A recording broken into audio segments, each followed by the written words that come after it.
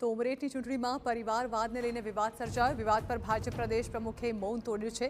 પરિવારવાદના આક્ષેપોને જગદીશ વિશ્વકર્માએ નકાર્યા છે. પરિવારમાંથી સીએમ કે પ્રદેશ પ્રમુખ બને તે ભાજપની પરંપરા નથી. જગદીશભાઈ, જો ભાજપની વાત કરવામાં આવે તો ભાજપે હંમેશા પરિવારવાદનો વિરોધ કર્યો છે.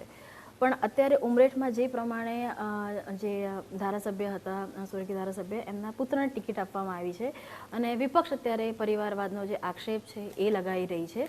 તો આ પરિવારવાદવાળો વિષય હતો કે પછી એક સિમ્પથી ગેઇન કરવાની સ્ટ્રેટેજી હતી? કયા કારણસર આ ઉમેદવારની પસંદગી છે એ કરાઈ છે? પરિવારવાદ કોને કહેવાય કે જે રીતે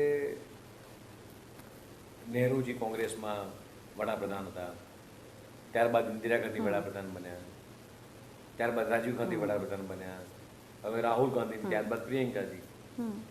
એટલે રાહુલ અને પ્રિયંકાની બંને જે હોડ ચાલી રહી છે, એક જ પરિવારમાંથી કોંગ્રેસમાંથી વડાપ્રધાન બને, પાર્ટીના અધ્યક્ષ બને, આ એમની પરંપરા રહી છે.